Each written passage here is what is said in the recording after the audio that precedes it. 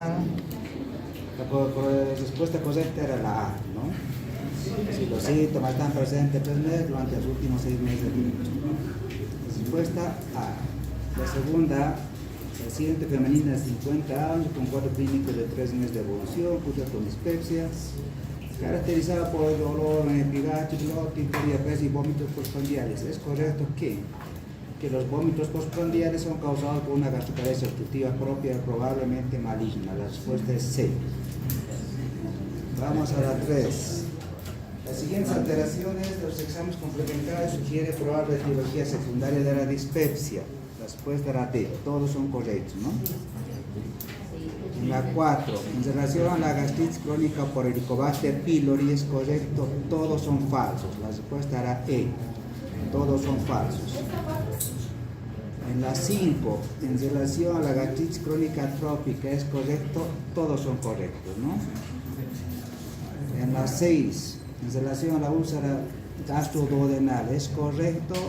Todos son falsos, ¿ya? En la 6, todos son falsos. En la 7, en relación a la úlcera gastroduodenal, ¿es correcto? La respuesta era B. Que la fisiopatología de las úlceras duodenales da por una supresión de la somatostatina e hipergastrinemia. Era la respuesta B. En la 8, en relación a la hemorragia digestiva alta, ¿es correcto? Todos son correctos. En la 9, en relación a la hemorragia digestiva alta, ¿es correcto? Todos son falsos. Y en la 10, la respuesta correcta es B. Ya un sangrado digestivo alto existe inversión de relación entre la agua y la creatinina.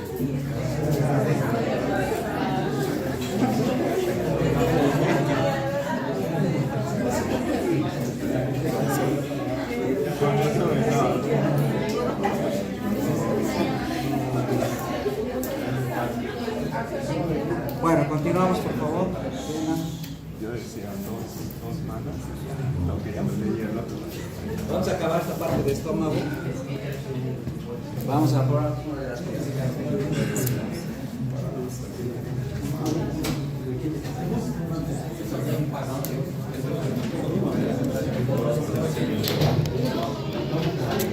Bueno, vamos a ver una complicación que es frecuente en la emergencia, ¿ya? Que tiene que ver con perforación de víscera hueca. Claro, como el tubo digestivo es solo tienen 2 entradas, no salir cualquier parte del tubo digestivo puede sufrir perforación de cualquier parte del tubo digestivo. Pero vamos a ver qué es lo que más se perfora, qué parte del tubo digestivo se perfora, cómo podemos diagnosticarlo y tratarlo, ¿ya? Si esto es una emergencia quirúrgica, ¿ya? Todos los días a la emergencia viene paciente, sí, perforación de víscera hueca, cirugía, ¿no? Pero vamos a ver en qué consiste, ¿ya? La perforación. En nuestro caso, la perforación de la úlcera duodenal es la complicación que vamos a ver acá, un poquito con mayor énfasis, ¿ya? Porque es la segunda causa de abdomen agudo quirúrgico en la emergencia. ¿Qué dice que es la perforación? Corte que usted va a colocar falta, voy a llamar lista al final, ¿ya? Se llama con falta y cero en su examen propio.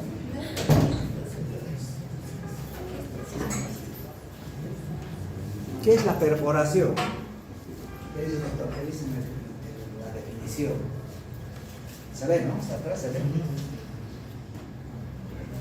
Puede ser una perforación microscópica o macroscópica, ¿no? De cualquier víscera, todo tipo digestivo, ¿no? Pero ¿qué es lo que pasa cuando se perfora? Su contenido, su fondo de radio, ¿no? Se cambia peritoneal. Y la complicación va a depender de qué parte se perfora, ¿no? Y ese contenido va a pasar un proceso infeccioso, inflamatoriamente infeccioso. Y esa infección se llama peritonitis. Ojo, se estima que entre el 5 a 10% de los casos de abdomen agudo se debe a perforación de víscera hueca. Y la principal causa, que se perfora, la parte del tubo digestivo que se perfora, es la úlcera duodenal. Miren, todo tipo desde el esófago, cualquier órgano relacionado con tubo es una perforación. Pero ¿cuáles son las causas más frecuentes de perforación de víscera? La úlcera duodenal. Ya la úlcera duodenal. Después en el hospital, como esta mañana vimos los válvulos a veces se complican, se perforan, ¿no? Micro, macro perforaciones, a veces durante el procedimiento, está frente al recto, y se perforó, doctor, ya cirugía inmediatamente, ¿no? Pero el paciente viene ya perforado. Entonces, el óvulo de sigmoide centro causa secundaria en nuestro medio de perforación de víscera uretra. Las vesículas sí, también, ¿no? Hay vesículas que vienen bien inflamadas, con pus, con necrosis, perforadas, ¿no? Con una peritonitis localizada. ¿Las diverticulitis se perforarán? ¿Qué dice? Sí. Sí. Por ejemplo, decía en la práctica, doctor, si viene un paciente viene con abdomen agudo quirúrgico, un paciente de la tercera edad, ¿qué es lo que primero debo pensar? Más que en apendicitis,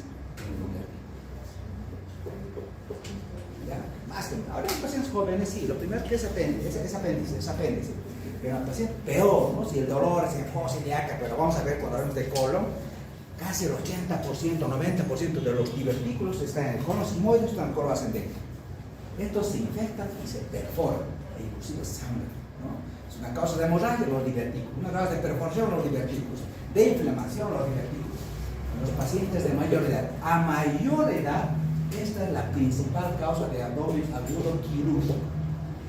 O siempre, si ve un dolor acá en un varón, una mejor un poquito más difícil, ¿no? Porque puede ser cualquier cosa, infección urinaria. Si es mayor de edad, siempre infección urinaria, ¿no? Porque todo está irritado. Hacemos un examen de orina, un paciente de la tercera edad, es solamente infección urinaria, ¿no? Un poquito más complicado. Por el varón es muy difícil, ¿no? Porque las infecciones por cuestiones anatómicas, la infección urinaria es rara. En jóvenes como ustedes, por ejemplo, es difícil en los varones. Voy a pensar siempre en cólico renal, pero no voy a pensar en apendicitis, no. Primero, bueno, o sea, infecciones raras a veces a esta edad, ¿no? Pero miren, entonces puede perforar todo, ¿no? Puede perforar cualquier parte, cualquier órgano, puede sufrir perforación, pero esas son las causas más frecuentes. ¿De qué dependerá la gravedad de una perforación? ¿De qué creen que depende? Del sitio, del origen donde se perfora, ¿no? No es lo mismo que se perfora en apéndice, no es lo mismo que se perfora en colon, ¿no? Si se perfora un colon es mucho más complicado que se perfora un apéndice, ¿no? Es mucho más simple si es el apéndice. Miren, la mortalidad, cuando se complica el apéndice se perfora, una apendicitis aguda perforada, la cosa perforada, su mortalidad es del 10%.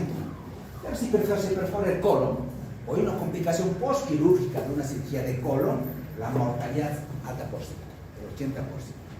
¿Por qué tiene que ver esto? ¿Con qué tiene que ver con la alta mortalidad? ¿Por qué los apéndices, por ejemplo, acá? ¿Por qué? Claro, porque no se olviden qué contenido se va a vaciar hacia caer el peritoneo. Un contenido, ¿no? Contenido de colon que es rico en bacterias. Estamos con todo lo que está y todo lo que vive. Entonces, ojo, es frecuente esta complicación y la mortalidad es altísima. Ahora, yo, doctor, estoy en la emergencia. Estoy sospechando una perforación de víscera hueca. Estos factores son muy importantes porque cada paciente es muy diferente. No es lo mismo el doctor, a la doctora, un paciente de 40 años, 60 años, no es lo mismo.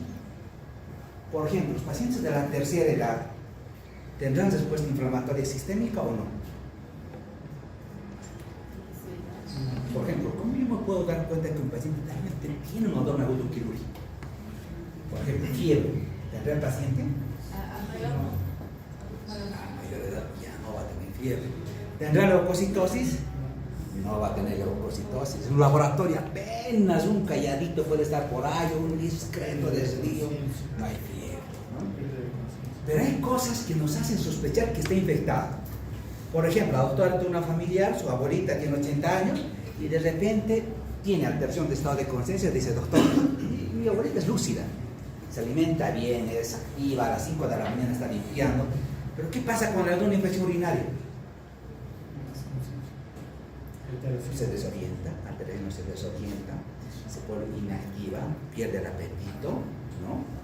Y ojo, eso no sigue, era activa.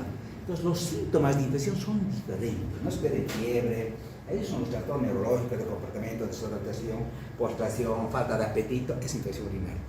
Ya se ha hecho diagnóstico de infección de un paciente de la tercera edad. Ojo, no esperemos fiebre, ¿ya? Le hace un laboratorio, puede que no haya leucocitosis, apenas discretos. Una paciente, por ejemplo, falleció, le ha mandado a un doctor joven. Doctor, vea, este paciente está teniendo más que un abdomen agudo quirúrgico. igual que ustedes, ¿no? Eso nos enseña a veces en los hospitales. Ah, pero leucocitos, aquí no hay leucocitos de 13.000, si estos leucos están normales. Solamente había un discreto desvío de la raíz, quieto, neutrofilia, un poquito de linfopenia. Pero los blancos estaban normales, no había callado. Y el doctor que dijo, no, no es un abdomen agudo quirúrgico, pero revisa el doctor. Cuando le revisa había un escaso dolor, ¿no? Después a la paciente ya, con los días que he hecho la cuando una tomografía, era una apéndice complicada. Claro, usted se ha confiado en el laboratorio, en la escasa clínica.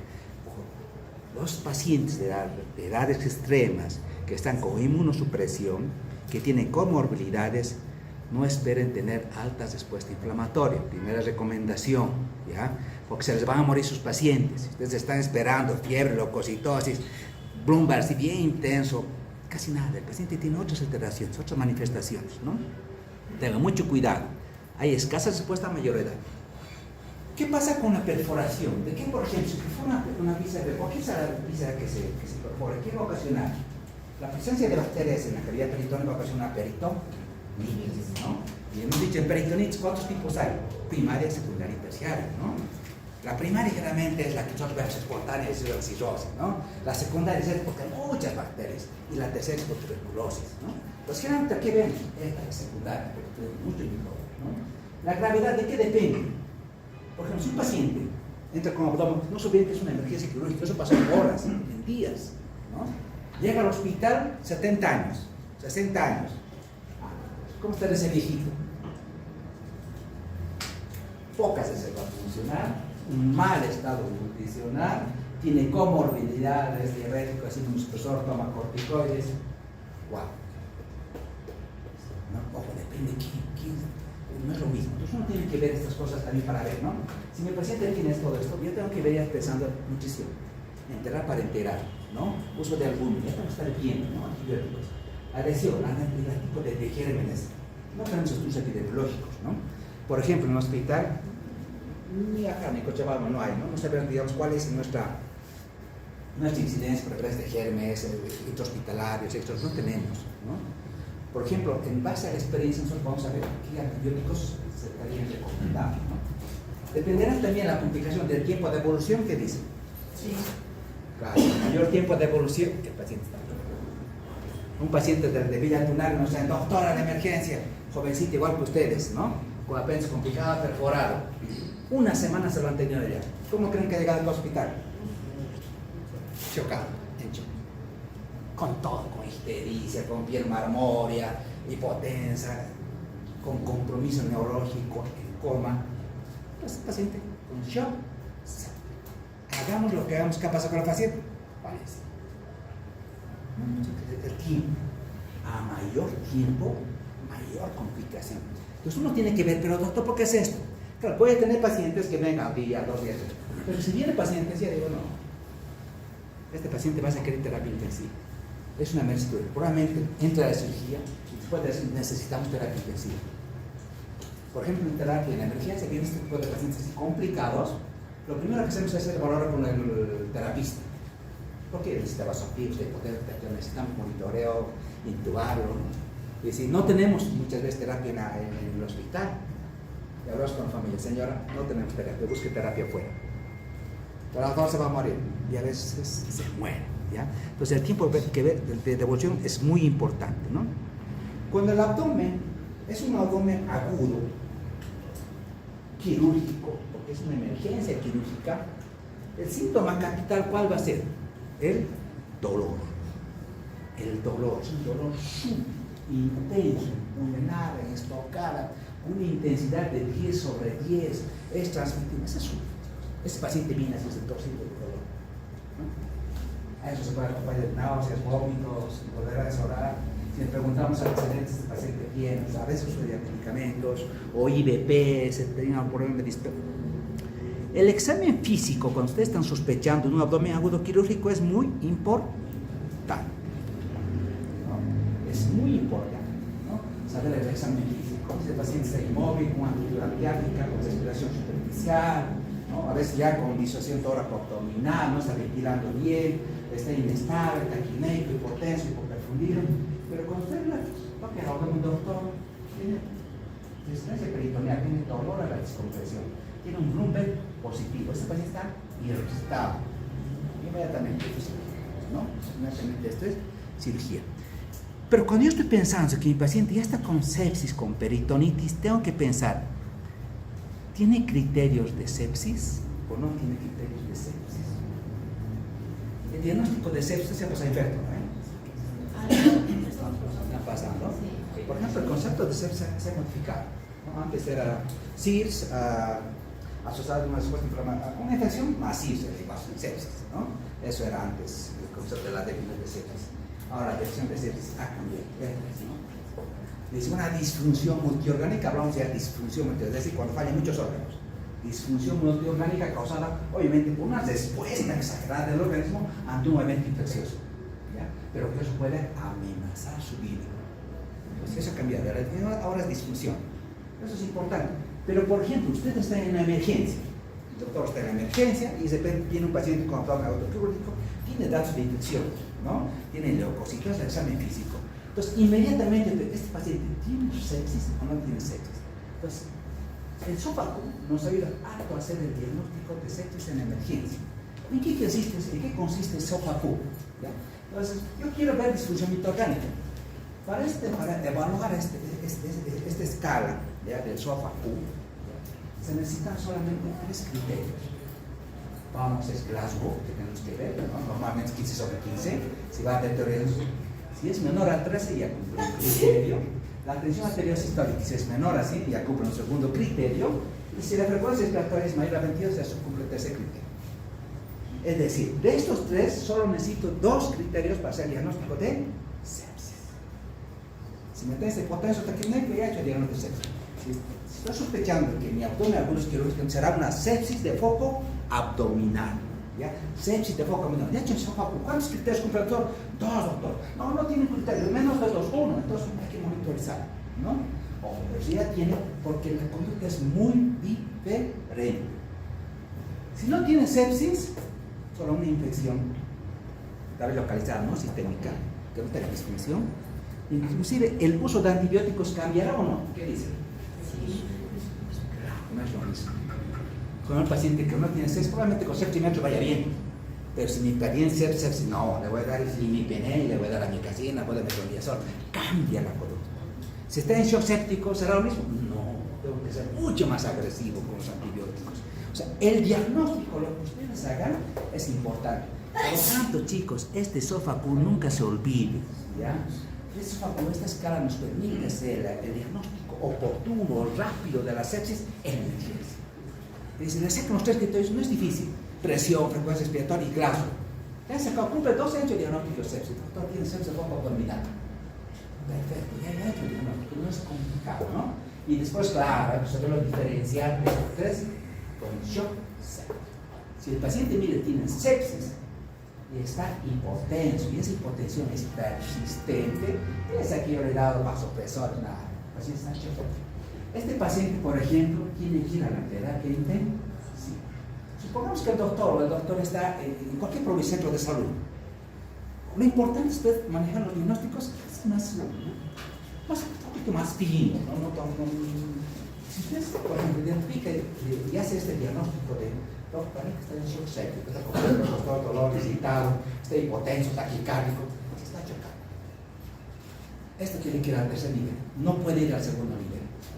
Tiene que ir al tercer nivel, porque este va a requerir terapia.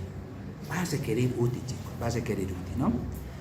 Y en el laboratorio está en la emergencia, les va a decir, doctor, pídale a los prequirúrgicos.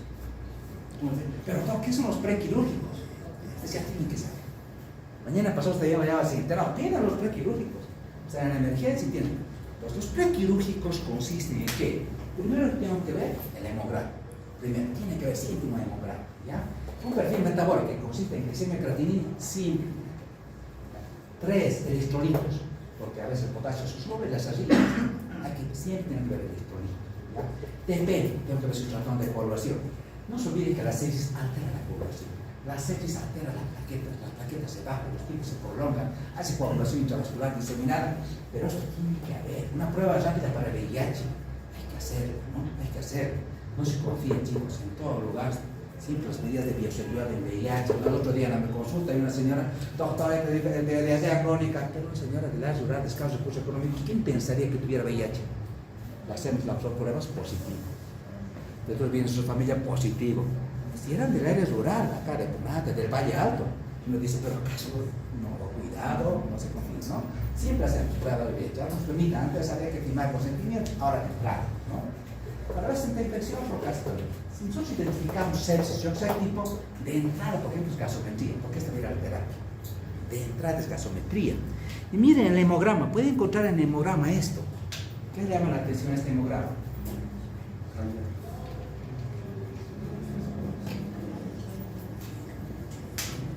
Miren, los glóbulos blancos están en 8000. Parece haber, pero miren, si nosotros comparamos los neutrófilos, ya, hay discreta neutrofilia, pero hay más linfopenia, los linfocitos están muy poquitos, ¿no? Es como si las defensas están tan consumidas, que tenemos pocos linfocitos, pero miren lo que tenemos, callados. Estos son malos. Cuando ustedes vean, asústense. Miren, no necesariamente hay leucocitos, dicen, pero doctor, no hay leucocitos, me dice que hay leucocitos, no sirve, pero cuando vean un callado, dos callados, este paciente es quirúrgico. ¿Ya? No se confíe mucho. Ahora, si tiene leucocitosis con desvíos, queda perfecto, ya hecho, ¿no? Es un desvío, un leucograma con desvíos a la izquierda que sugiere infección bacteriana, ¿ya? Siempre. Pero estos callados, cuidado. La presencia de callados de estas formas maduras en la sangre traduce proceso infeccioso severo. Este paciente está chocadísimo, ¿no? Está mal, ¿no? Después le pedimos, por ejemplo, el TP. ¿Por qué le pedimos el TP? Porque la sepsis el tiempo se viene prolongando. Por sepsis se baja el TP. Claro, el TP puede estar, por ejemplo, un 40%. Yo voy a entrar a operar un TP de 40%, es cirugía imposible. No, doctor, no, colóquele plasma. Colóquele plasma y después vemos, ¿no? Que esté por encima del 70%. Puede estar bajo, 40%. Entonces, por eso es que el TP es importante, ¿ya? Acá, glucosa, creatinina, siempre. Mira este paciente, creatinina, ¿cuánto tiene? 1.9. ¿Eso qué significa? Que ya tiene disfunción renal, ya tiene compromiso renal, ¿ya? Basta la creatinina, y después de la diuresis seguro que va a bajar, pero ya la creatinina, y doctor, tiene disfunción renal, y potasio taquicardio tiene disfunción cardiovascular, ya tiene disfunción, o sea, ya tiene sepsis, ya no sabía que sepsis es disfunción multiorgánica. Miren qué pasa con la albúmina. Acá, miren. ¿Será importante pedir amilaza en mi casa? Sí. Sí. No se dice que es una broma glucórica, el dolor puede ser una perforación, apetito. Siempre, como diagnóstico diferencial, temprano amilaza en mi casa. Miren, aquí está normal. Ya por lo menos ya está, ya no vamos a empezar en pancreatitis. La albúmina. A mayor infección, a mayor sepsis, la albúmina. ¿Qué pasará, por ejemplo, si la albúmina está bajando y ustedes necesitan darle líquido? ¿Qué va a pasar? Se va mal distribuir. El paciente, por ejemplo, no entró compromisos respiratorios, estaba más bien. Entonces, doctor, está con sepsis, colocamos 2.000 y 3.000. Eso todo el tiempo me manda del segundo nivel, ¿no? Le hemos colocado, estaba hipotenso, taquicardio, claro, como miren, estaba hipotenso, taquicardio, en parte tenía razón, hemos colocado 2.000 y 3.000. Pero como el cuadro infeccioso era tan severo, era una sepsis de foco abdominal, con albúminas bajas, todo el líquido que el doctor le colocó se fue al intersticio. Edemas, anasaca, ¿no? Edema pulmonar, el paciente entra con insuficiencia respiratoria. ¿Solo por qué? Porque le ha colocado mucho líquido. Entonces, con mucha cautela, ¿no? Solamente diagnostiquen y refiéranlo. ¿Ya? Diagnostiquen y refieran. ¿Ya? Cuidado, esto les puede traer muchas malas sepsis, ¿no? Maravilla, cuidado, es muy peligroso. Siempre paciente críticos, manéjanlo con albúmina. En el hospital todo el tiempo, chicos, es esto, ¿no? Los cirujanos operan, pero el doctor le ha pedido albúmina, ¿no? Y ese paciente está con insuficiencia respiratoria, ¿no? ¿La placa será importante o no? Sí. La placa es fundamental. Cuando el cirujano ve esto, les decía siempre, doctor, miren, debajo de los diafragmas, si yo veo esto, entonces, si ve esta placa, ¿qué dice?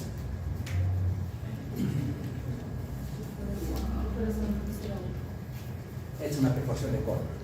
¿ya? Se perfora el colon. Como tiene más aire, entonces estas imágenes que están debajo, todo este sale, esa perforación de colon, ¿no? Acá, por ejemplo, mira, este aire subdiafragmático, perforación también. Se perfora una luz de este aire. Basta ver aire, yo no pidan tomografía, nada, hay que echar a operar. Claro, mírense, si ustedes tienen un paciente con clínica de un abdomen agudo, tiene un laboratorio con callados del 30%, tiene una placa con aire subdiafragmático, esta es una emergencia quirúrgica. Pero que ustedes identifiquen este aire, y peor, está con hilo, está con niveles, está con hilo además, el paciente hay que entrar a operar, ¿no? Hay que entrar a operar.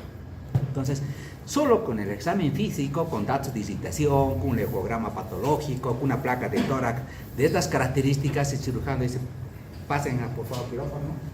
Muchas veces pedimos el corazón. Confía, por ejemplo, un paciente que está con hilo, está meteorizado, ¿se puede ver algo? Nada, es difícil, no se ve nada. Con la tomografía, solo en casos de duda diagnóstica, ya la tomografía solo en casos de duda, ¿no? Si el paciente está empezando un infarto de mesenterio o está empezando una pancreatitis, doctor, porque una pancreatitis no se opera, ojo, ¿no?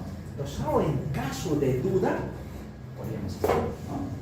Por ejemplo, el paciente con pancreatitis puede tener igual, ¿no? Dolor, fiebre, leucocitosis. Pero ¿qué es lo que no tiene la pancreatitis? En la placa, aire subdiafragmático. No hay aire porque la inflamación es perforación. Hay agua, sí, hay agua con pancreatitis, hay así con pancreatitis. Pero no hay aire, es la diferencia. Ya, cuando vemos aire subdiafragmático o la tomografía, dice, no, ya se perforó, ¿no? Y a veces es en la endoscopía, cuando estamos haciendo un procedimiento endoscópico, una polipectomía, el cirujano de manera tal vez accidental perfora, ¿no? El lugar de la biopsia. Entonces, a veces también son perforaciones estériles. Por ejemplo, ¿de qué dependerá la conducta de lo que yo hago en la emergencia, donde esté con mi paciente? ¿Es una actuación urgente o es un manejo conservador? Si la perforación, por ejemplo, se ha suscitado en el hospital durante un procedimiento, ¿le opero o no le opero? Durante el procedimiento. Doctor, el cirujano se percata, doctor, parece que he perforado. Placa, ¿no? Inmediatamente el endoscopista, una placa. Sacan la placa, aire subdiafragmático. ¿Le operamos o no le operamos? No.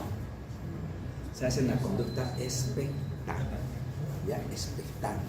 Esas perforaciones son una especie, no se olviden que el colon ha sido preparado para un procedimiento, ¿no? Se hace la limpieza del colon. Entonces es un colon inmediatamente estéril, ¿ya? Como que está preparado. Entonces el organismo logra sellarlo en lugar de son pequeñas perforaciones, logran delimitarlo, ¿no? Entonces esperamos un poquito. Vemos, ahí decimos, control de excitación peritoneal colocamos cada 6 horas. Entonces cada 6 horas los médicos, los residentes, el médico de turno va viendo, ¿no? Si el dolor va mejorando, si el paciente va empeorando, un control del laboratorio al día siguiente, otra plaquita la otra siguiente. Muchas veces si el paciente tiene un dolor leve, tiene un colon preparado, miren, la perforación así de menos de 24 horas, solo hay que reevaluar. Hay que reevaluar. Porque es una institución. No necesariamente cooperar. Si podemos colocar, si uno ve eso, yo coloco una prótesis. No dice, solo he perforado, estaba haciendo una CEPRE y le perforé, pero voy a colocar una prótesis.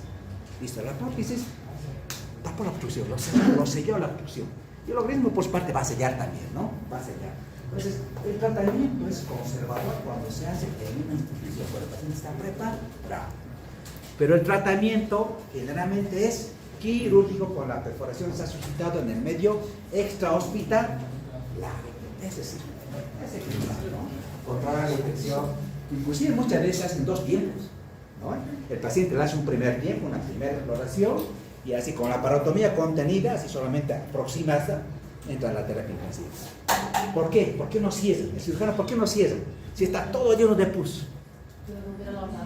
Porque la primera limpieza no es suficiente. Él ha logrado esa limpieza, no ha hecho con soluciones fisiológicas, pero no es suficiente, dice el doctor, porque si lo voy a cesar, es como si estuviera cesando un absceso, ¿no? Lo cierro un absceso porque adentro está todo contaminado.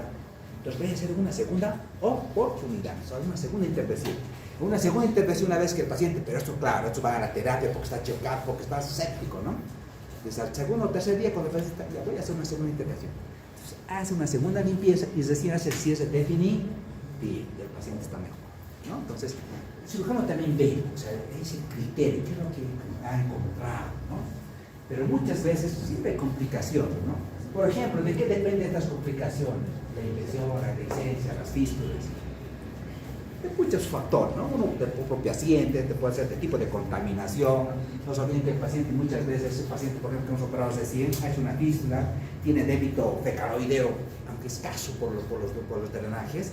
Claro, una paciente de la tercera edad inmunodeprimida, claro, hace fístulas, ¿no? Hace fístulas, hace licencias. Entonces, pero igual hay que entrar a operar.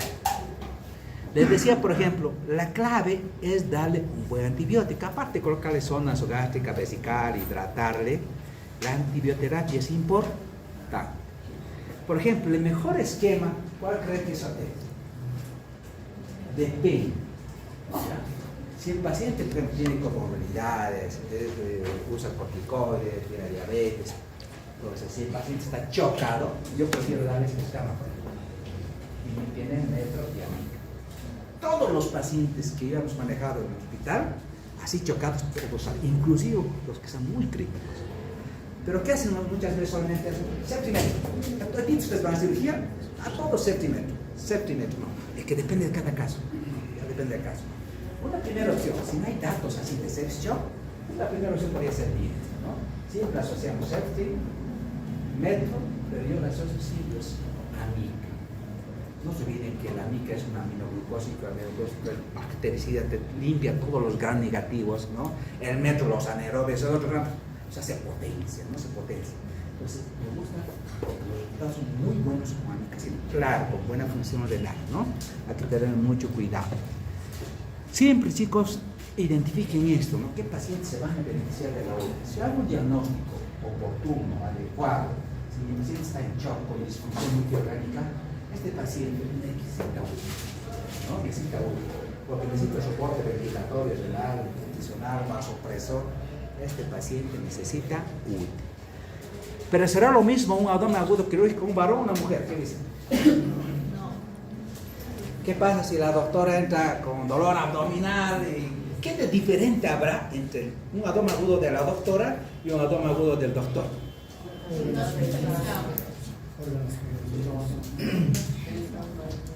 Lo primero que preguntamos, ¿qué es? ¿No? Y aunque nos diga, ojo, aunque nos diga, Vamos a ver justamente eso, ustedes su completito y dos planillitas de la modificación de lo que hicimos al inicio. No se preocupe, el tema de conectarse, voy a estar a las 8 en la oficina. ¿Ya? No lo moleste, gracias. Clínicamente, hago yo un dato que se les voy a preguntar. ¿Qué diferencia clínica hay en una perforación del tubo digestivo o una perforación, digamos, de origen ginecológico? ¿Qué es lo que no hay? ¿Qué hay? Aparte, el paciente tiene dolor abdominal, náuseas, vómitos, todo tiene, ¿no? Y el paciente de la mujer, ¿qué no tiene? ¿Tendrá vómitos? ¿Tendrá intolerancia oral? No. Ustedes ven los criterios de Alvarado para apendicitis, lo primero que se pierde, ¿no? Dice la intolerancia oral, uno no quiere comer nada y aparte que tiene vómito, ¿no? Cuando no es ginecológico, porque claro, pues no hay comunicación con el tubo digestivo, porque tiene dolor pero nada que ver, ¿no? No tiene esto. ¿El doctor ha comido, señora, comió hoy en la mañana? Sí, doctor, desayuné normal. Ah, bueno, no es digestivo, no tiene comunicación con el tubo digestivo. Entonces, eso de pérdida del apetito no lo tiene, ¿ya? Es clínico de vómito, no lo tiene. Cuando es ginecológico no hay ese dato, ¿ya? El paciente puede tener dolor, pero no tiene intolerancia oral. Cuando es mujer, siempre de entrada pídale fracción 20 en la oferta. Aunque les digan, ¿ya? Aunque les digan, doctor, usted ha tenido relaciones que tiene pareja, siempre miente, ¿ya? Siempre. Hemos tenido serios problemas, ¿no? La emergencia. Las mamás que vienen con sus hijas, ahí doctor, que no sé qué, no, nunca mi hija, imposible, ¿no? Le hacemos una ecografía, hemoperitoneo, pero señora no, imposible, traiga el laboratorio, fracción beta positivo. Señora, le hacemos una pulsocentésima, ¿no? Sangre. No, eso es un agudo ginecológico. Y siempre pídales, ¿no? Como recomiendo, siempre piensen en una mujer de edad fértil, embarazo, siempre. descarten, piden. Vean la fórmula obstétrica, eso es muy importante. ¿Qué pasaba? ¿Está cansando esto?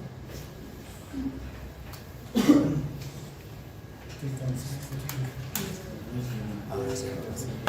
Ay, ¿qué pasó?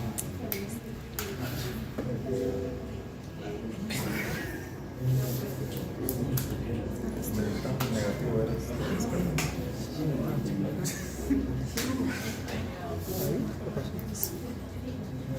Ya está cargado. ¿Está?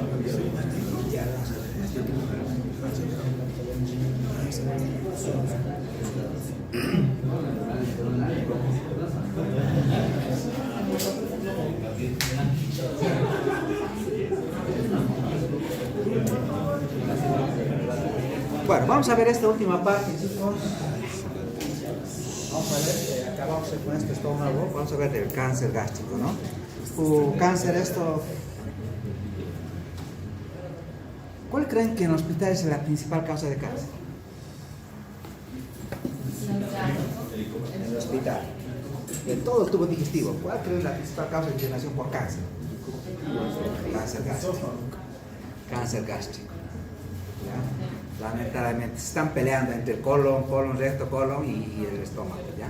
Son la principal causa. Pero ustedes dirán, ¿pero por qué, doctor, tenemos harto cáncer gástrico? Oh, ya lo saben. ¿Por qué, doctor, tenemos harto cáncer gástrico?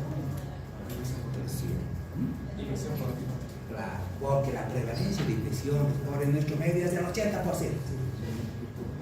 Por lo tanto, como estamos tan infectados, la probabilidad de que tengamos cáncer también es altísima. Quizá acá más que en otros lugares, porque nosotros, chicos, a mí me da pena por eso, a todos los pacientes que vienen de 30 años, 40 años del área rural, gente de escasos recursos económicos, de entrada les pido a veces endoscopía. Y logro identificar cáncer. 30 años con cáncer, 35, 40 años con cáncer. Más en las mujeres que en los varones, lamentablemente, más en las mujeres que en los varones. Pero vienen con cánceres avanzados. Así no podemos hacer nada. Quimio. Parte la matan con la vesícula, las mujeres con la vesícula, ¿no? El cáncer de billar vesícula es muy frecuente. Bueno, cuando nosotros decimos cáncer, tenemos que un poquito ver esta parte. El cáncer básico pero es importante, ¿no? Porque decimos, cuando hablamos de cáncer, ¿qué estamos hablando? De un tejido, ¿no? Un tejido maligno que tiene una proliferación continua. Ese tejido que ha sufrido disfunción, alteraciones de su ADN, pero que empieza a tener una proliferación continua, que no para. Una vez que se activa, no para, ¿no? Logra invadir y destruir muchos otros tejidos y órganos, ¿no? Por lo que tenemos que hacer es identificar y detener esa proliferación, ¿no? Esa capacidad de invasión. Muchas veces solamente podemos detenerla con la quimio y la radio, pero una vez que comienza eso va, ¿no? Vamos a ver que el origen del cáncer en general, el tubo digestivo, depende. Siempre les pregunto, doctor, los cánceres del tubo digestivo en general, ¿de qué estirpe? ¿Cuál es su origen? Siempre van a preguntar, ¿no? Y en el 90% de los cánceres son de estirpe epitelial. De estirpe del 90%. Los adenocarcinomas del colon, los adenocarcinomas del recto, adenocarcinomas del vesículo, adenocarcinomas, todos tienen un estirpe epitelial. Por ejemplo, los cánceres, el 90% su origen es el epitelio. Eso es algo que tienen que saber siempre. Lo van a preguntar de qué estirpe, de qué origen, de qué tejido se origina el adenocarcinoma o el epitelio.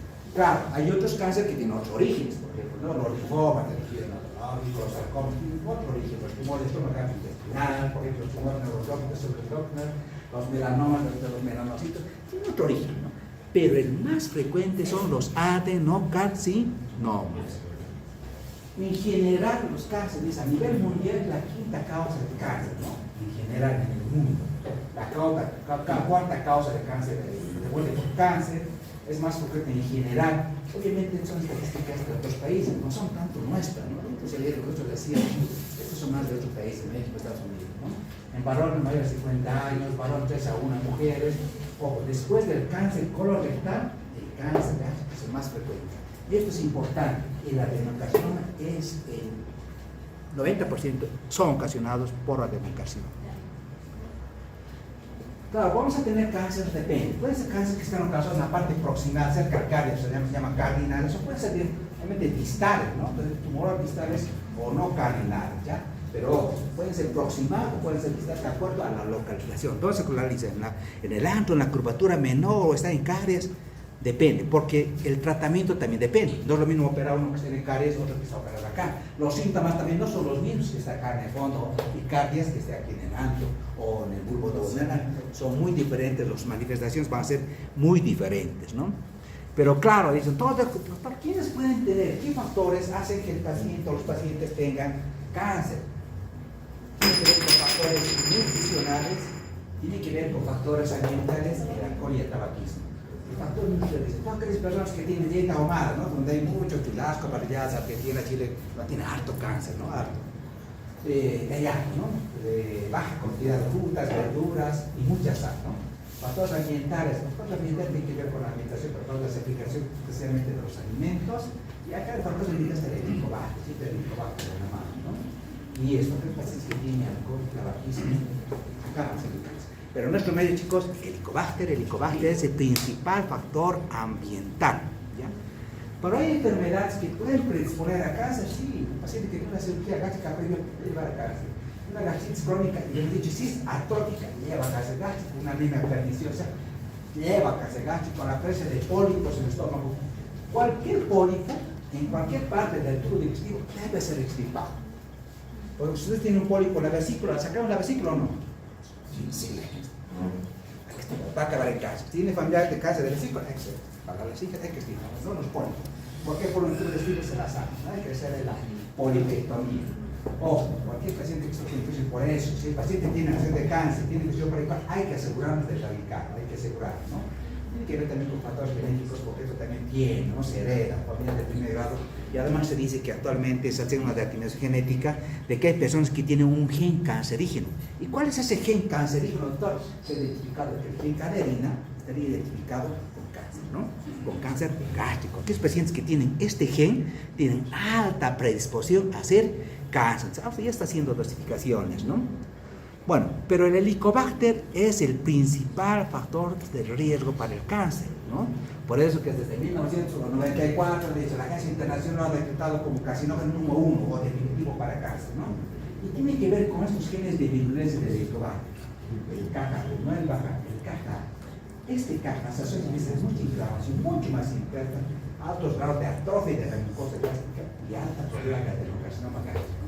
Entonces, el caja, este gen virulento del helicobacter, ¿está relacionado con el adenocarcinoma? No el BAC, el caja. Ya este gen virulento del helicobacter, ojo, va a llevar a un 1 al 3% de los cánceres que se sitúan en el tubo digestivo.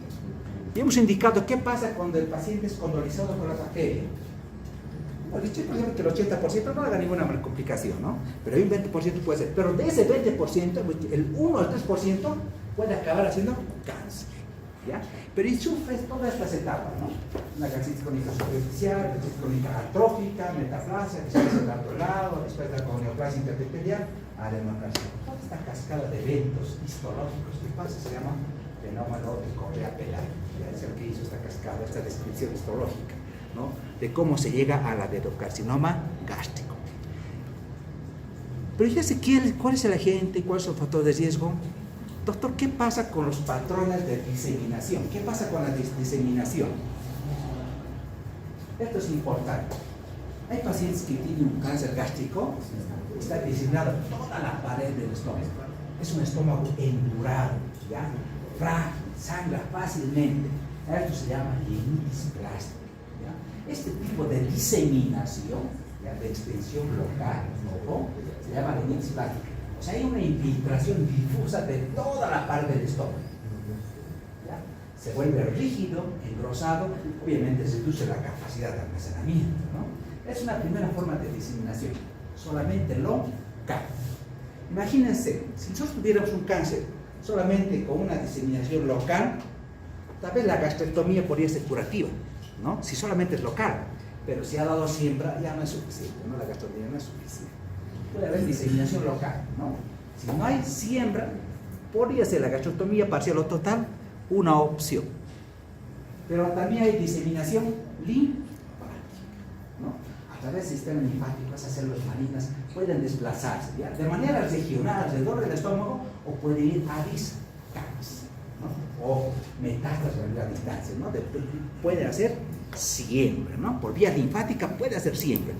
Por eso cuando ya a mayor compromiso de la mucosa, submucosa, ya hay diseminación linfática, pues ya el tratamiento temprano ya no es suficiente, ¿no? Pero también otro tipo de diseminación. ¿Puede haber una diseminación hematógena? Claro. A través de las células tumorales van a ser siempre diferentes órganos. Pero siempre les preguntan, ¿cuáles son los órganos donde el cáncer gástrico hace más metástasis? Principalmente el hígado. ¿Ya? Si les pregunto, ¿cuál es el órgano donde más metástasis hace? El hígado. ¿Ya? Después vamos a ver pulmón y huesos. ¿Ya? ¿Por qué es importante esto? Porque yo, si ya se siembra al pulmón, tengo que pedir una tomografía de tórax. Como es más abdominal, abdomen. Pero no solamente hace siembra hematógena a ese nivel, ¿ya? A sus órganos. Miren, ¿hará siembra a ovario? Y es una pregunta clásica de todos los exámenes de la residencia les preguntan, ¿no? El cáncer, dice, no, las células tumorales, ojo, puede ir a peritoneal, sí, hace una carcinomatosis peritoneal, hace siembra peritoneal, ¿ya? Pero miren, cuando se produce metástasis a ovario, cuando el cáncer da metástasis a ovario, por ejemplo, hay un marcador tumoral, es que es el CA125. Si el CA125 sale alto, el cáncer está en ovario. Pero puede ser no solo primario, puede ser secundario a la metástasis. Esta metástasis de un cáncer gástrico a ovario se llama el tumor de Bruker. Pues está bien resaltadito. Es pregunta siempre de examen, ¿ya? La metástasis ovario, ¿cómo se llama? Tumor de Bruker, tumor de Bruker. Bueno, vamos a ver el diagnóstico. El diagnóstico entonces va a ser clínico, va a ser radiológico, neurológico. Vamos a la parte clínica. ¿La clínica de qué depende? De la etapa de cáncer, ¿no? Si es una etapa tardía, de una etapa temprana. Por ejemplo, el paciente puede ser demostrado por dice, puede estar asintomático, ¿no? No tiene mucha manifestación, da unos síntomas de dispepsia, pero puede empezar a tener, depende de dónde esté localizado el tumor, si es proximal o es distal. Si es, por ejemplo, proximal a nivel del cardias, ¿cuál será uno de los síntomas? No a poder se va a tener, ¿no? Es como que está obstruyendo la entrada hacia el estómago. Pero si fuera distal, ¿cuál sería el principal síntoma? Empieza a tener ¿qué síntomas? De distrés postprandial. ¿Cómo se llaman los síntomas de distrés postprandial? Empieza a tener llenura precoz, empieza a tener plenitud postprandial y vómitos postprandiales, porque está obstruyendo la salida o el vaciamiento gástrico. Pues está la lesión y después le dice, doctor, no doctor, ¿cómo lo vomito? ¿Cómo? No. Y claro, y vas a ver un paciente que tiene esto enflaquecido, ¿no? Y entonces es el diagnóstico de cáncer, ¿no? Muchas veces el paciente entra como al hospital y lo diagnosticamos porque ha hecho hemorragia digestiva. Una de las causas de hemorragia es el cáncer, ¿no? Vemos una úlcera, doctor, maligna, grande, bordes regulares, cáncer gástrico, ¿no? Un Bormann tanto, hemorragia. A veces la manifestación es esta, ¿no? Otros partes de caída de peso, pero síntomas de vaciamiento, que para eso debutan con hemorragia digestiva alta. Si el paciente ha hecho siembra, ha hecho diseminación a todos los estos que antes, que a veces se ve, puede ser real también, ¿no? El nódulo de vitrio dice un nódulo supraclavicular izquierdo, ¿no? Un nódulo de vitrio, un nódulo de iris axilar anterior, entonces ya hay metástasis cutáneas, ¿ya? Entonces van a poder encontrar el nódulo de adenosa a nivel periodical, o es cuando está avanzado. Pero, ¿el hemograma les ayudará o no? Sí. La anemia, tenemos que ver, por ejemplo, hay una anemia de las enfermedades crónicas, ¿no? La anemia. Para ver yo si es una enfermedad, una anemia de una enfermedad crónica, inflamatoria, endocrinológica, ustedes quieren, neoplástica, ¿qué tendría que pedirle? El perfil de hierro. Cuando ustedes vean una anemia microcítica hipocrómica, chicos, siempre pidan el perfil de hierro. ¿Por qué será importante esto? ¿Por qué? Imagínense, yo tengo la anemia, los dos tienen anemia microcítica hipocrómica. Yo quiero saber, ¿le voy a dar hierro o no le voy a dar hierro? ¿Es por falta de hierro? ¿Es esquizofrénica o no es esquizofrénica? ¿O es por una enfermedad crónica? Acá están sus parámetros, ¿no? Pero esto me interesa explicar. Miren, ¿cómo se diferencia? Si es una anemia de una enfermedad crónica, Claro, el yeso sérico va a estar bajo. Acá, en los dos. La transopénica también va a estar alto, porque hay deficiencia del yeso. ¿Qué lo diferencia? La transferina puede estar bajo o normal, ¿ya? Puede estar bajo o normal. Claro, pero la transopénica, como hay falta de yeso, esa siempre está alta. Ya la transferina, la que la transporta el yeso, siempre va a estar alta. ¿Por qué? Porque hay necesidad de hierro. Pero ¿qué es lo más importante? ¿Qué es la diferencia? La ferritina. Los depósitos de yeso en un paciente con enfermedad crónica están altos o normales. En cambio, en pacientes con anemia ferropénica, sus depósitos están bajos. Ese sí requiere ojo y yeso. Entonces, tú puedes dar sí. De hecho, tengo una anemia microscópica, le hago el perfil de yeso y veo, tiene estos criterios, ¿no? Tiene yeso sérico bajo, transferina alta y ferritina baja. A este hay que darle yeso. Ahora, si tiene todos los tres elementos bajos, digamos, los globos rojos, los globos blancos, plaquetas, ¿en qué van a pensar?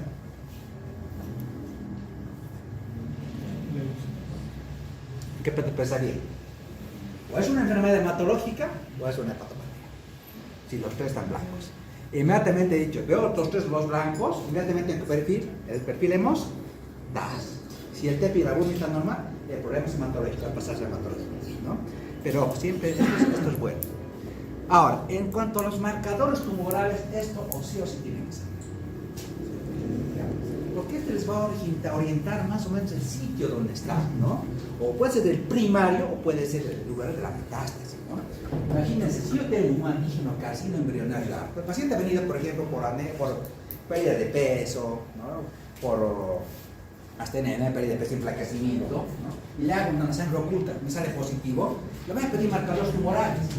Y si me sale el CA, el antígeno carcino embrionario alto, el problema es cáncer colorectal. ¿Ya? Si el antígeno carcino embrionario está alto, el problema es cáncer colorectal. Si, por ejemplo, veo la alfa-fetoproteína, si la alfa-fetoproteína está alta, el problema es hígado. O ha hecho siembra, o ha hecho metástasis a hígado, o el primario es hígado. Entonces me sirve para ver compromiso, dónde está el primario o el secundario. Entonces esto se va a disparar. Por ejemplo, como les decía, este paciente siembra a ovario, lo voy a poner en el CA125, me sale positivo, ha hecho siembra a ovario. Probablemente tengo un tumor de Krukenberg, ¿no? Cuidado. O me he hecho un CA19.9. Acá, en los cánceres gástricos, este es el marcador que normalmente se eleva y nos sugiere que el problema del doctor o es páncreas, o gástrico, o vía biliar. Entonces, solo con este marcador, ¿no? Y este marcador que últimamente estamos también incorporando, la beta-2-microglobulina. Le pedimos beta-2-microglobulina. ¿Cómo está su beta-2-microglobulina? Está alta, doctor. Ojo, descartar mieloma, linfoma, leucemia. Pues esto te indica qué pico, ¿no? ¿Dónde es el problema? Claro, en el varón es el PSA, ¿no? Antígeno prostático para ver prostático. Entonces, estos marcadores son importantes a la hora de nosotros ver tumores primarios, secundarios también del tubo digestivo o metástasis. La radiografía. Vamos a hacer, por ejemplo, ¿la radiografía nos ayudará o no? Mire, una radiografía simple. ¿Qué le llama la atención de esta radiografía? Difícil, ¿no? Ya entra el diagnóstico. ¿Qué es el gastroparía ejecutiva? Pérdida de peso, cáncer. Ya entra el diagnóstico. Mire, todo este paciente tenía un estómago así. Está bien, todo esto es estómago. Mire, aire y agua, ¿no? Todo este es el estómago del paciente. Vamos acá, la cúpula está más alta que esta otra, está protruiendo porque el estómago está dilatado a tal extremo que está a tensión, ¿no? Está a tensión. Le coloco una sonda nasogástrica, débito, ¿no? Débito de contenido gástrico, doctor, alimentario, no digerido, 1000, 2000, 3000, cantidad de líquido, ¿no? Entonces dice, el problema está oculto. Una placa simple nos va a ayudar. Nos va a sacar, a veces nos va a dar las luces de dónde está el problema.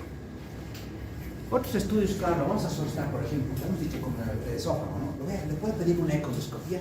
Claro, porque la econdoscopía, no te dice la endoscopia, el econdoscopio, lo que va a ver todas las capas de la pared del estómago, va a ver mucosa muscular serosa, va a ver ganglios, inclusive, entonces la ecoendoscopía es fundamental para estabilizar. Y después vamos a ver, claro, la tomografía, ¿no? Mira esta visión, la tomografía. endoscopía, esta pared de estómago bien dilatada, con nivel, pero con paredes rosadas, con seguridad, toda la pared dice, esta es limite plástica, o ya he hecho metástasis, la tomografía nos sirve para estratificar en estadios tempranos, ¿ya? Mira, esto es la endoscopía y te dice, no, hay compromiso que uno sobre mucosa, oscura, este 4 le alcanza todo, ya es compromiso inclusive extra intestinal, ¿no? Otra extra gástrico, trazado toda la pared. Acá todas las metástasis, o esto es para estratificación. Yo tengo, por ejemplo, una tomografía, basta ver esto, digo, este no se dio cuenta, no hay nada que hacer, ¿no? ¿Qué vas a hacer con este paciente? Nada, solamente tratamiento de dolor. A veces, por ejemplo, se obstruye la vía biliar, le colocamos prótesis, y ya nada, no hay mucho que hacer. Este paciente tiene un pronóstico malo a corto plazo, va a fallecer, ¿no? Tiene cáncer muy avanzado.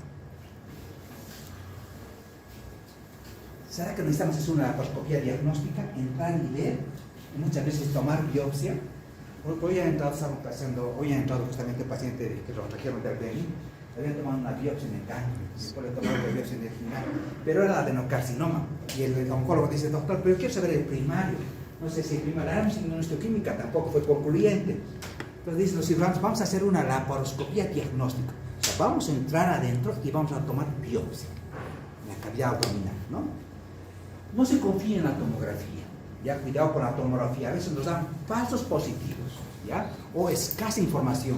¿Cuántas veces, chicos, hemos operado y nos decían, doctor, es un cáncer? No, cáncer, o otros nos dicen, no, solamente parece que solamente se localiza, pero no hay nada, es esto. Entra el cirujano y todo estaba tomado. Ya, es decir, entra el doctor, ¿qué he hecho? Doctor, reclámele a su imaginólogo porque decía solamente estaba en colon, que estaba en la pared. Abrí y cerré, ¿no? ¿Por qué? Porque todo el abdomen congelado, todo estaba diseminado, ¿no? Y en muchos casos al revés, ¿no? Dice, doctor, tiene un cáncer de la vesícula.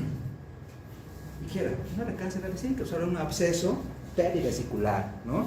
Y la señora, de miedo, ¿no? Cáncer. Nada, solamente. O sea, la tomografía puede ayudar, pero no siempre de clínico, no siempre, ¿ya? Entonces, la cirugía, la laparoscopía diagnóstica, nos permite tomar biopsias, ver en el campo operatorio lo que está pasando, ¿no? Es importante. Pero claro, el diagnóstico definitivo lo va a dar la endoscopía, ¿no? No solamente va a ver la lesión, las características de la lesión, la va a biopsiar. Muchas veces hemos visto así lesiones, y el doctor, el resultado, mira esta lesión. Pero doctor, es una úlcera grande, maligna. Es cáncer, ¿no? Es cáncer. Pero resulta que la biopsia llega y dice, resultado negativo para malignidad. Pues ya, ¿qué hacemos ahora? Pero esta imagen es cáncer. Nueva biopsia, sugerimos otra nueva biopsia de los bordes de la lesión. Hemos hecho hasta 3 biopsias sobre biopsias. Y en la tercera, recién sale positivo para malignidad, ¿no? A veces hay que insistir, ¿no? Otra vez, doctor, no, poca muestra, muy poquito, no se ve. Ahora ya tenemos inmunohistoquímico, ¿cómo se pueden ver un poquito más al diagnóstico? Pero a veces tenemos que hacer 3 biopsias, ¿no? Pero a veces cuando estamos haciendo la endoscopía a pacientes que tienen síntomas de alarma, hiperdiafeso, vómitos, hemorragia, a veces nos encontramos con estos chicos, ¿no? Con otros pólipos hiperplásicos, miren. Todo pólipo policuático. Claro, gracias a Dios los pólipos hiperplásicos son benignos, ¿no? Se hace la polipectomía y se hace el control cada 6 o 9, nada más, ¿no? Pero podemos también estos acrótomos de lesión, ¿no? Que son macrófagos llenos de grasitas, ¿no? Los axotomas. También son benignos, ¿no? Son benignos. Pero podemos encontrar también otras cosas, ¿no? Miren, estos pólipos amorfos, ese tiene cierto grado de malignidad. O puedo tener una poliposis juvenil, un PHA, esto ya pólipo, todo tubo digestivo, ¿no? Tiene estos altos riesgos de cáncer, Los endoscopistas están trabajando harto en tratar de correlacionar la endoscopía con histología, ¿no? Cada vez hay más endoscopios de alta definición, ¿ya? De alta definición, utilizan colorantes ya especiales. Utilizando estos endoscopios logran definir solamente un artista ricarero, o ya hay metaplasia displasia, ya logran llegar a esos estándares. Claro, endoscopistas especializados, ¿no? Especializados. Nos dicen, doctor, es un gasto temprano, avanzado. Acá lo importante es ver si el cáncer gástrico, el tratamiento depende de cuán profundo está comprometido, de cuán profundo está la lesión en el estómago, ¿no? Si es temprano o es un cáncer avanzado. Vamos a ver, cuando es un cáncer temprano solamente compromete la mucosa y la submucosa, ¿no? Pero miren, el pronóstico es diferente, claro, porque solamente compromete la mucosa y la mucosa. ¿no? Si comprometiera la submucosa y la mucosa, ¿cuál sería el procedimiento? El tratamiento sería endoscópico. Vamos a secar la mucosa, ¿no? Eso se llama disección de la mucosa o la disección de la submucosa, la vamos a secar, ¿no? Pero mira, la sobrevida a los 5 años es del 100%, logramos mejorar la sobrevida, ¿no? Pero cuando hay compromisos de toda la pared, T4, la sobrevida así apenas el T5, sí, tiene alta mortalidad, ¿no? Entonces, endoscópicamente ven estas características. Doctor, endoscópico, vamos a ver qué tipo de lesión. Cuando el cáncer gástrico es temprano, puede ser una lesión protruyente, plana o puede ser excavada. Los endoscópicos van dando estas clasificaciones, ¿no? Y lo otro que siempre les preguntan es en los exámenes, ¿no? Cuando ustedes vayan a hacer su especialidad, van a preguntar esto, ¿no? Pero según la clasificación de Borman, entonces, ¿qué significa? La clasificación Borman es lo que veíamos, ¿no?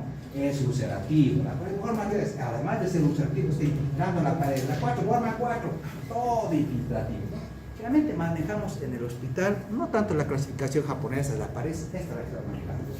La clasificación Borman 1, Borman 2, Borman 3, Borman 4, por las características de la lesión, ¿no? Y obviamente una vez que vemos esto, ¿qué vamos a hacer? Histología, pues tenemos que hacer la biopsia. La biopsia te va a decir, doctor, es adenocarcinoma, ¿no? Es adenocarcinoma, o es un linfoma, es un tumor de estómago, o es adenocarcinoma. El 90% es ocasionado por el Helicobacter pylori. Y dentro de la histología, chicos, esto es importante también, ¿ya? Miren, nos dice, hay unas clasificaciones, varias clasificaciones, pero esta es la que más es de consenso y es la que más también se utiliza, ¿no? Dice, lo vamos a clasificar en dos subtipos, intestinal y difuso. Este intestinal, el carcinoma de tipo intestinal, así lo llaman, por ejemplo, está relacionado con el Helicobacter pylori. ¿Qué características tiene?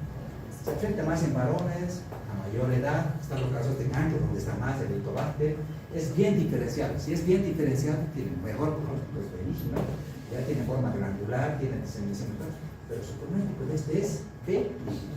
En cambio, cuando dice, es un carcinoma difuso, y te lo describen los patólogos, ¿sí? Dice, tiene anillos en forma de anillo de sello, o tiene una limite plástica, este tiene un pronóstico malo. Generalmente los adenocarcinomas difusos son frecuentes en el sexo femenino, pues tienen mal pronóstico, son mal diferenciados. Cuando vemos los pacientes, pues ni modo, este paciente va a ir mal, ¿no? Y esas son las linites, todas las imágenes que presentan la linitis plástica tienen diferentes características, ¿no? Pero lo más importante, de hecho, es la estadificación. Entonces, para estadificar cualquier cáncer yo tengo que ver, ¿no? Primero lo voy a hacer con esta prueba de endoscopía. Si es avanzado, voy a hacer una laparoscopía diagnóstica. Es importante ver en qué estadio es, ¿no? Estadio 1, estadio 2, estadio 3, estadio 4. Depende, ¿no? Si es temprano o es avanzado. Claro, de todas estas estadificaciones. Vamos a memorizar esto, porque obviamente lo manejan los oncólogos. Lo importante es que ustedes tengan una idea general de esto, ¿no? Y dentro de la estadificación de todos los tumores del tubo digestivo siempre se magnifica esta clasificación TTN, ¿no? Tumor no metástasis, o sea, cuán profundo comprometido está la pared, tengo un estadio 4, compromete la serosa, cuántos ganglios están comprometidos, 6 metástasis, no hay metástasis. Entonces esta clasificación que se sigue manejando, ¿no? Y gracias a esta clasificación, miren, se hace otras subclasificaciones. Claro, otra subclasificación para ver más la profundidad. Vamos a ver una imagen que es importante para ver si es T1, T1A, T1B, T4, T4A, T4B. Pues obviamente lo manejan los especialistas para ver la profundidad y ver el tratamiento que ellos van a hacer, ¿no? Si hay compromiso ganglionar, ¿no? Si hay compromiso en el 1, en el 2, en el 3, ¿cuántos ganglios se comprometen? Entonces interesa, ¿no? Si el paciente ya tiene metástasis a distancia, obviamente ya ha tenido T4, tiene N3 y tiene N1. Este paciente tiene un estadio 4 de metástasis. Para hacer metástasis ya compromete toda la pared, ya tiene varios ganglios comprometidos, ya no tiene metástasis, ¿no? Si hay metástasis es un estadio 4. Y en general los clasifican en 4 estadios: estadio 0, estadio 1, estadio 1, estadio 2, estadio 3, estadio 4. El estadio 4, por ejemplo, ¿no? Dice, es una etapa más avanzada, ya su peor, obviamente es peor. Este metástasis a distancia, decimos, es un estadio 4, porque le hemos hecho la tomografía, no es metástasis a hígado, metástasis a pulmón, peritoneo, cáncer gástrico en estadio 4, listo. Ese es el diagnóstico, estadio definitivo, ¿no? ¿Y qué le hacemos? Depende. Miren, este gráfico que encontré ayer, estaba revisando una pregunta, ¿qué les parece? Bien, este es un gasto gástrico temprano, ¿no? Se está manejando los japoneses. En Japón se hace harto de esto, ¿no? Ellos trabajan, tienen harta preferencia de cáncer gástrico. Les llama la atención esta imagen. Miren, ven esta patología, el tamaño, el grado de diferenciación, el compromiso entre la mucosa, su mucosa muscular y la serosa. Ellos ven, digamos, le voy a hacer una mucosectomía, o voy a sacar la mucosa, o voy a sacar una disección su mucosa, le voy a sacar toda su mucosa, obviamente con técnicas de un personal capacitado. Entonces dicen, doctor, miren, ¿no? Ven, si la mucosa, ¿cuán comprometida está? Solamente una tercera parte, 2/3 partes, 3/3 partes, entonces se llevan bien, ¿no? Lo mismo en la submucosa, está comprometida. Una tercera parte de la submucosa, 2/3 partes de la submucosa, 3/3 partes, entonces van clasificándola, ¿no? Pero miren, cuando ya hay compromiso, dice hasta T1, ¿ya? T1, M3 más, T1, ya hay compromiso, ya hay compromiso de ganglios. Dice, ya hay metástasis, ojo, dice, ¿no? Tengo que estar seguro. Pero eso tiene que ser, obviamente, para hacer una disección submucosa, tienen que estar seguros que realmente no necesita compromiso más de los 2/3 de la submucosa, ¿no? Porque ya hay metástasis, dedique la cirugía, ¿no? Entonces, si el compromiso del cáncer gástrico es temprano y hay criterios para hacer, entonces, ¿qué se hace? La disección mucosa endoscópica, obviamente, la disección o la resección. En los estadios tempranos es lo ideal. Pero cuando está avanzado, ¿qué le vamos a hacer? Depende. Si la reconstrucción es localizada, puede estar localizado en ano, ¿no? ¿Qué le voy a hacer? Una gastrectomía subtotal, le voy a sacar todo el ano, ¿no? Y voy a hacer una unión, ¿no? Una gastro y una estomosis, ¿no? Si es de cuerpo, ¿qué le voy a hacer? Le voy a hacer una gastrectomía total, más una esófago y enostomía en Y2, ¿no? O después de sacarle todo el estómago, le voy a conectar el esófago con el Y1, ¿no? Eso ya es con el compromiso de cuerpo. ¿Qué pasa cuando el compromiso es de cardio, es de fondo? ¡Wow! Le voy a sacar todo el estómago, total. Le voy a hacer una esofagectomía distal, la parte del distal del esófago, y voy a hacer una anastomosis, esófago y enostomía en Y2, ¿no?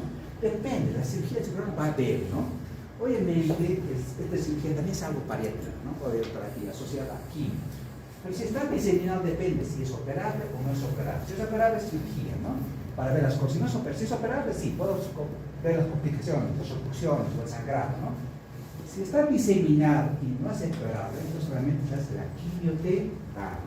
Si está localmente avanzado y si es operable, gastrectomía subtotal, gastroenostomosis, después quimio y radioterapia. En general, depende del estadio. ¿Es temprano, avanzado, tiene indicaciones quirúrgicas o no? O solamente tiene algo paliativo, ¿no? Muchos cirujanos están tendiendo a hacer, digamos, a la cirugía, primero hacer una quimioterapia neoadjuvante, es decir, hacer quimio antes de la cirugía, para detener el crecimiento del tumor, y una vez que se ha detenido, se ha delimitado y no ha crecido, entonces sobre eso y evitar la diseminación, ¿no?, de las células malignas tumorales, hacen primero la quimio. Entonces, en este caso, cuando es prequirúrgico se llama neoadjuvante, ¿ya? Cuando es después de la cirugía o con la cirugía se llama adjuvante o coadjuvante, ¿no? Entonces se asocia quimio más radioterapia, vamos a hacer inmunoterapia. Pero obviamente, miren, el manejo de estos pacientes no es un solo médico, lo hace un equipo multidisciplinario. En el infierno, por ejemplo, tenemos un todo complejo. Hay un equipo que está formado con un patólogo, un oncólogo, un cirujano oncólogo, un imagenólogo, o sea, todo un equipo, y ellos lo que definen, ¿no?, qué tipo de conducta se va a tener, ¿no? Quirúrgica más algo, más quimio, más radio, o solamente dicen, no, doctor, ¿para qué vas a hacer algo? Colocar una prótesis, está en estenosis, colocar una prótesis. A veces las prótesis permiten, ¿no?, en el esófago o en el duodeno, solamente que tenga tránsito, ¿no? Entonces, si nomás, por ejemplo, había un paciente con cáncer de duodeno, de la segunda porción, como estaba con una osteopatía obstructiva, creo que le hemos colocado una prótesis metálica. La prótesis metálica le permite alimentarse. Y eso no hay más que hacer, ¿no? Si hay compromisos de la vía prótesis en la vía biliar, ¿no? Y más nada. Entonces, solamente se hace algo paliativo. Listo, chicos, con esto acabamos estómago y la próxima hacemos páncreas, ¿ya?